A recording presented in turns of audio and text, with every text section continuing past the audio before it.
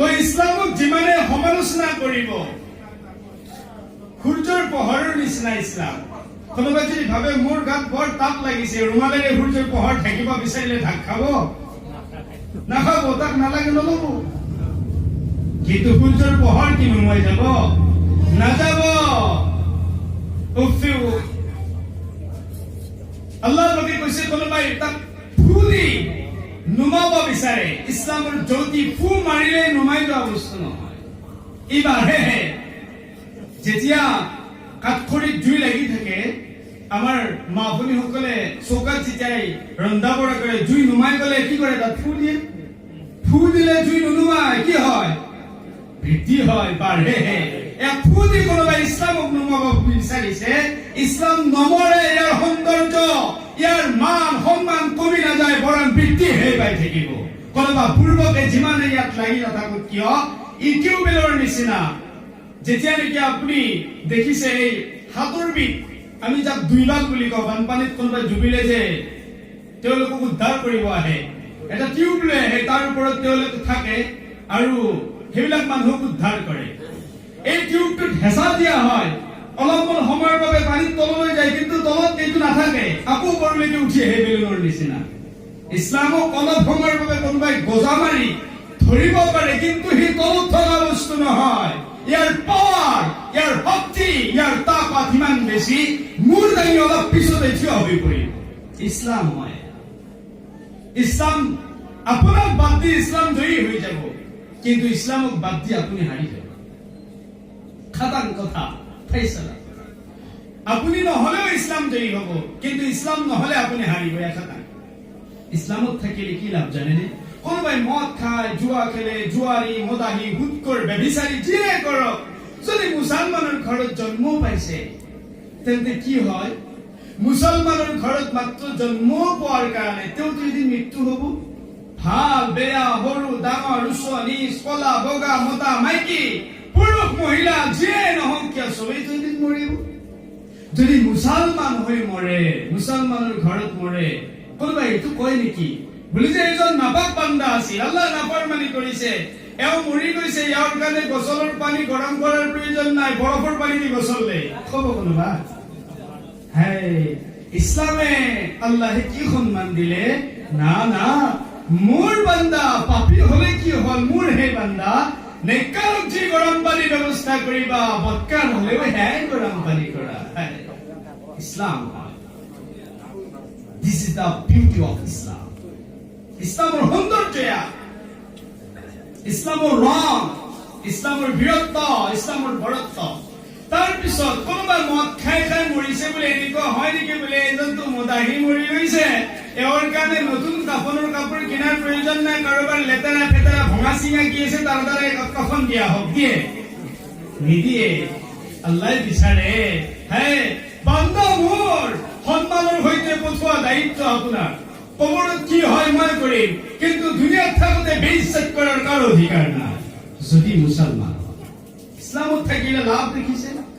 তাৰপিছত কবৰস্থানত নিব, নেককাৰ মানুহক 4জন মানুহে কান্ধত লৈ যাব, এজন বদকাৰ বুলি চুচুৰাই নিব কাৰোবা?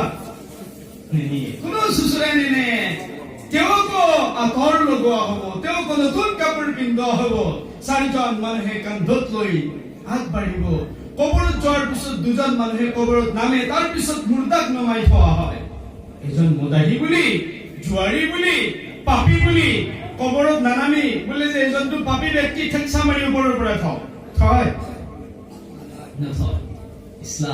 ইছলামে কৈছে তেওঁকো সন্মান দিয়া, পাপী হলেও নেককাৰৰ নিচিনাকৈ 2জন নামি লোৱা, তাৰ পিছত থোৱা বিছমিল্লাহি ওয়া আলা মিল্লাতি ৰাসূলিল্লাহ, তাৰ পিছত থোৱা। ইছলামত থাকিলে লাভ। আজি কোনোবাই ৱাছিম ৰিজভি নাম শুনিছে? এজন খবিছৰ ৱাছিম ৰিজভি, যিসকলে পেপাৰ পত্ৰিকাৰ লগত জড়িত, নিউজৰ লগত জড়িত বা চাই কেতিয়াবা তেওঁলোকে গম পাব পাৰে। এই খবিছে উচ্চতম ন্যায়ালয়ত আপিল কৰিছে, কোৰাণৰ পৰা বোলে 26টা আয়াত উঠাই দিব লাগে। ছমাহমান আগত, বেছি হৈছে 26টা আয়াত উঠাই দিব লাগে। তাৰ অসুবিধা হৈছে, সন্মুখৰ পৰা ভাতৰ কাঁহী কাঢ়ি আনিছে কোৰাণখনে, তাক খাব দিয়া নাই, শুব দিয়া নাই। 26টা আয়াত উঠাব বিচাৰিছে, কিন্তু নালায়েক খবিছে নাজানে, নামটোতো মুছলিম মুছলিম যেন লাগিছে, মুছলিমে আছে। ওয়াসিম রিজুমা আল্লাহ পাকে কৈছে ইন্না নাহনু নাযালনা যিকৰা ওয়া ইন্না লাহু লাহাফিজুন। এই কোৰআন মোৰ আল্লাহ পাকৰ আৰু হিফাজতৰ দায়িত্ব মই আল্লাহ পাকে লৈছো। আল্লাহ পাকে কোৰআনৰ হিফাজতৰ দায়িত্ব লোৱাৰ পিছত কোনোবা ভণ্ডৰ দাদাগিৰি দম বালি মাৰি কোৰআনক চেঞ্জ কৰাৰ ক্ষমতা থাকিব, সলনি কৰাৰ ক্ষমতা থাকিব নাথাকে। 26টা আয়াত দূৰৰ কথা, 26টা জেল জবৰ উঠিছে আজিলৈকে উঠা নাই। কিন্তু যিয়ে কোৰআনৰ পৰা আয়াত তুলি দিয়াৰ সিদ্ধান্ত লৈছিল, আপিল কৰিছিল, আল্লাহ পাকে গতিয়াই গুলি মাৰি তাক ইছলামৰ পৰা বাহিৰ কৰি দিছে। নাউযুবিল্লাহ। ওয়াসিম ৰেজু মুছলিম আছিল, এতিয়া হিন্দু ধৰ্ম গ্ৰহণ কৰিছে। আমি ধৰ্মক নেগলেক্ট কৰিব বিচৰা নাই। ইছলামক যদি কোৰআনক যদি কোনোবাই নেগলেক্ট কৰে তেন্তে আল্লাহে লাশ মাৰি তাক বাহিৰ কৰি দিয়ে, ইছলামক বাহিৰ নকৰে, কোৰআনৰ পৰা আয়াত বাহিৰ নকৰে। শয়তানে মিছন চলাইছিল, আদমে বোলে জান্নাতত ইমান সুখত থাকে, মই এটা ষড়যন্ত্ৰ কৰো। আল্লাহ এইটো কৈছিল লা তাকৰাবা হাদিহি শাজাৰা ফাতাকুনা মিনাল যালিমিন।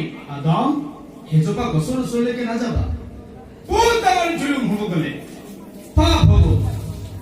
শয়তানে ধোকা দিলে, হেজোপা গছৰ ওচৰলৈকে লৈ গল আৰু জান্নাতৰ পৰা বাহিৰ কৰাৰ ষড়যন্ত্ৰ কৰিলে। আদম আলাইহিস সালাম অলপ সময়ৰ বাবে জান্নাতৰ পৰা বাহিৰ হৈ দুনিয়াৰ বুকুত জৰুৰ আহিছে, কিন্তু আদম ছিল জিন্দগীৰ বাবে জান্নাতি আৰু এই শয়তানো আছিল জান্নাতত। শয়তানে বিচাৰিছিল আদমক উলিওৱাৰ কাৰণে, কিন্তু লাফ মাৰি জান্নাতৰ পৰা কাক উলিয়াইছে আল্লাহ? শয়তানক উলিয়াইছে। ইছলামৰ বিৰুদ্ধে কোনোবা আঙুলি উঠাব, তাৰ গুলিতে আল্লাহ পাকে আঙুলি কাটি শেষ কৰি পেলাব। ইসলাম হয় আল্লাহর প্রদত্ত বিধান হয়।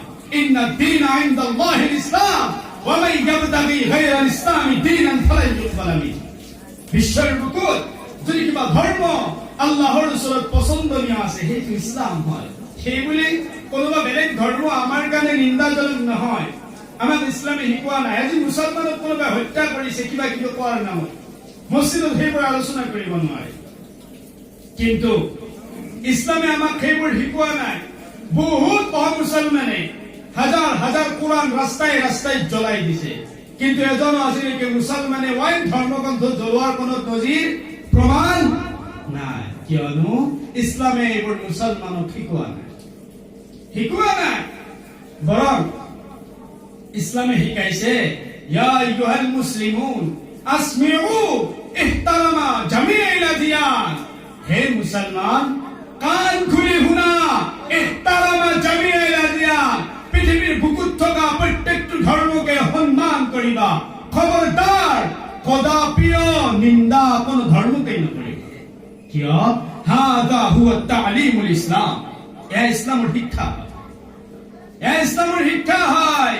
আজি কোনোবাই কিতাপ লিখিছে, কোৰআন সন্ত্ৰাসবাদীৰ কিতাপ, জেহাদীৰ কিতাপ, মানুহ মাৰাৰ কিতাপ, মানুহ হত্যা কৰাৰ কথা আছে। কোনো ঠাইত আছে, প্ৰসংগটো চাওক, প্ৰসংগটো উল্লেখ কৰক। প্ৰসংগ কি? প্ৰসংগ ধৰি লৈছো আপোনাৰ ঘৰত ডকাইত সোমাইছে 3জন মান, আপুনি আজি দিনত বেংকৰ পৰা টকা উলিয়াই আনিছে কিবা কামৰ কাৰণে, 1 লাখ টকা, 80,000 টকা, 1.5 লাখ টকা কিবা আনিছে, থৈ দিছে। ডকাইতে গম পাই ভিতৰত সোমাইছে। ভিতৰত সোমোৱাৰ পিছত আপোনাক পিস্তল দেখুৱাই চাবি লৈ লৈছে। এটা গড্ৰেজত যি আছিল সেইখিনি লৈ ললে, আৰু অলপ টকা আপুনি বেলেগ এটা গড্ৰেজত থৈছিল। এতিয়া আপুনি কি কৰিব? সেই ডকাইতৰ লগত যুদ্ধ কৰিব নে ক'ব বোলে হযৰত অলপ ৰখক, সেইটো গড্ৰেজত চাবি পাত আনি দি আছো, দিব আপুনি? দিব নেকি? ওচৰত দাগ কোঠাল যি আছে সেইটোৱে তাক মাৰিব নে নাই? মাৰিব। তদ্ৰুপ সেই জামানাত যদি কেতিয়াবা মুছলমানৰ ঘৰত গৈ কোনোবা ইছলামৰ দুশ্মনে, মুছলমানৰ দুশ্মনে ঘৰত গৈ হামলা কৰিছিল, জান বচোৱা ফৰজ হয়, নিজেতো বাচিব লাগিব, তাৰ কাৰণেহে কেতিয়াবা হাতিয়াৰ লৈছিল, অন্যথা কোনো কাৰণত নহয়। দেখুৱাবই নোৱাৰে কোৰআনত যিবোৰ কোৱা হৈছে এইবোৰ ভুল, যিবোৰ প্ৰচাৰ কৰা হৈছে এইবোৰ ভুল।